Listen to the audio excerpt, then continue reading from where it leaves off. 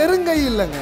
இந்த உலகமும் பிசாசும் சூழ்நிலைகளும் உங்களை வெறுமையாக்க நினைக்குது. ஆனா கடவுள் சொல்றாரு, நான் உன்னை வெறுங்கையாய் போக விடு. You will not go empty handed. You will not go.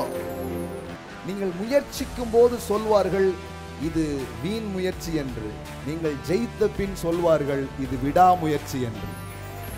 அந்த வியாதி, அந்த தரித்திரம், அந்த சில எதிர்ப்புகள் உங்களை அப்படியே இது பண்ற மாதிரி இருக்கும். சில பேர் அந்த சிச்சுவேஷன் வழியே நீங்க போயிட்டு தான் இருக்கிறீங்க. ஆனா சொல்லுங்க, ஜெயம் என்னுடையதா இருக்கிறது, வெற்றி என்னுடையதா இருக்கிறது. நான் அதை மேற்கொள்ளுவேன்.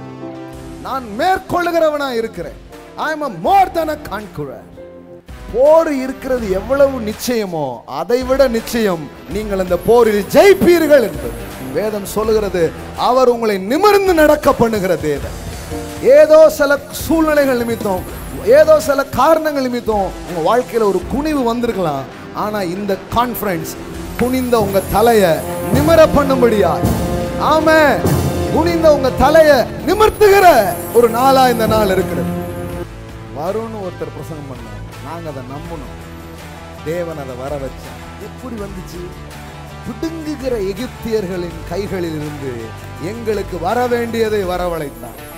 சொல்லுங்க பார்க்கலாம். அடிமைகள் கையில் பல 1000 கோடி. எப்படி வந்தது? மோசஸ் வந்து he speak the promise of God. இந்த ஆசீர்வாதத்துக்கு கீழே, இந்த அனாயிண்டிங் கீழே நீங்க வந்து இந்த வார்த்தையை புரிஞ்சு கொள்ளும் போது உங்க வாழ்க்கையில ஒன்று நடக்கும்.